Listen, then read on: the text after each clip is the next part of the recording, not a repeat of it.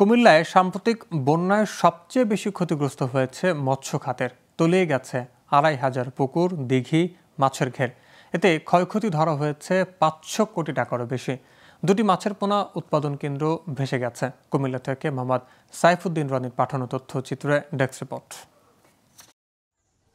কুমিল্লা মৎস্য অফিস জানায়, জেলায় সাম্প্রতিক বন্যায় তলিয়ে গেছে ২৫০০ পুকুর, দিঘি, মাছের ঘের। ক্ষয়ক্ষতি ধরা হয়েছে ৫০০ কোটি টাকার বেশি।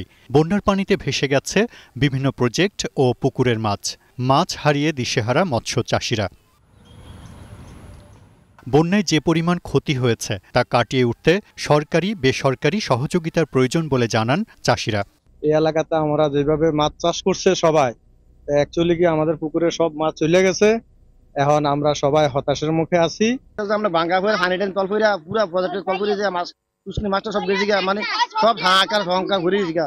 এক্সাক্ট ভাবে বলা যাবে না যে কত টাকার ক্ষয়ক্ষতি হয়েছে, কিন্তু আমরা যে এখন মানে মাছের খাবার দেওয়ার উপরে নির্ভর করতেছে কি পরিমাণ মাছ গেছে, যে কার্প জাতীয় কোনো মাছ দেখা যাচ্ছে না। ক্ষয়ক্ষতি কাটিয়ে উঠতে বন্যা পরবর্তী মাছ চাষের ওপর সংশ্লিষ্ট বিভাগ প্রশিক্ষণ দিচ্ছে।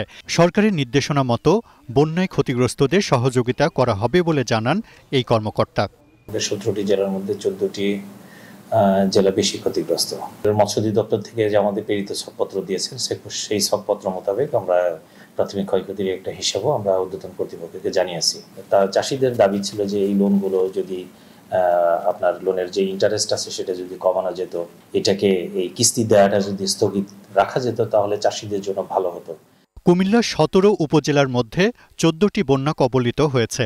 এর মধ্যে সবচেয়ে বেশি ক্ষতিগ্রস্ত হয়েছে বুড়িচং, ব্রাহ্মণপাড়া, দেবিদ্বার, লাকসাম, মনোহরগঞ্জ, লাঙ্গলকোট ও চৌদ্দগ্রাম। এসব উপজেলার মৎস্য খাতে ক্ষয়ক্ষতি সবচেয়ে বেশি। সরকারি বেসরকারি সহযোগিতায় এই ক্ষতি কাটিয়ে ওঠার স্বপ্ন দেখছে ক্ষতিগ্রস্ত মৎস্য চাষিরা। Global television news desk.